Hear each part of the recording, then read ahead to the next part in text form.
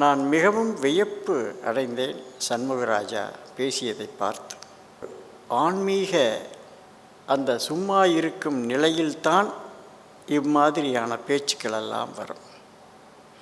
பணம் அமைப்பு துவக்கத்தில் சும்மா இருக்கும் வேலையைத்தான் செய்கிறோம்.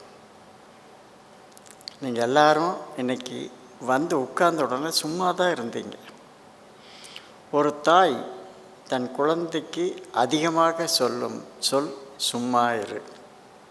அவன் எப்பெல்லாம் குறும்பு பண்ணுறானோ அப்பெல்லாம் சும்மா இரு. அந்த சும்மா இரு அப்படிங்கிறது அது சாதாரண வார்த்தை அல்ல, அது இறைவனை இணைக்கும் வார்த்தை. ஒரு ஆழமான ஒரு புரிதல் இருந்தால் மட்டும்தான் சண்முகராஜ் இப்படி பேசியிருக்க முடியும். விலங்கிலிருந்து மனிதனை மனிதனாக்கும் முயற்சி தான் நாடகம். நம்மெல்லாம் விலங்குகளாக இருந்தோம். மனிதனாக மாறினது எப்போ?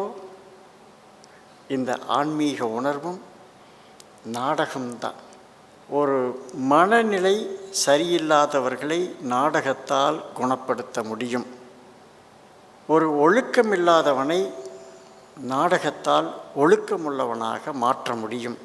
நாடகம் அவ்வளவு சிறந்தது. பதின்பருவ மாணவர்களுக்கு ஒழுக்கத்தை இயல்பாக கொண்டு வருவது எப்படி? இன்று ஒழுக்கம் குறைந்து வருகிறது, கவலைக்கிடமாக இருக்கிறது. எதிர்கால சந்ததியை பார்த்தால் வாழத் தகுந்த சூழல் இல்லை. அது பண்பிலும் சரி, சுற்றுச்சூழலிலும் சரி. பெரியவர்களுக்கெல்லாம் தெரியும், இத்தனை வாகனங்கள் முன்பு இருந்ததா? இப்போ இந்த செல்ஃபோன் இல்லை என்றால் வாழ்க்கையே இல்லை என்கின்ற அளவுக்கு நம்ம வந்துட்டோம்.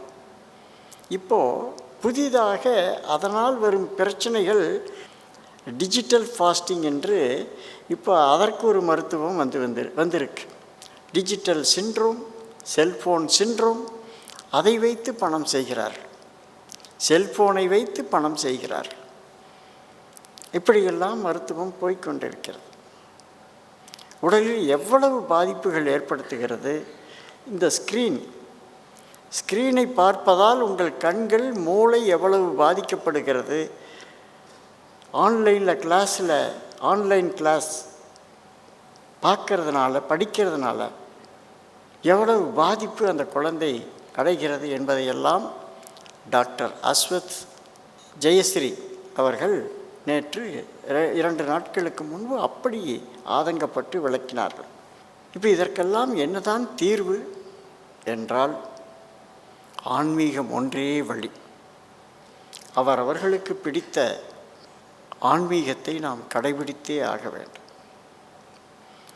ஆன்மீகம் ஒன்றே, மெய்யறிவு ஒன்றே இதற்கு தீர்வு.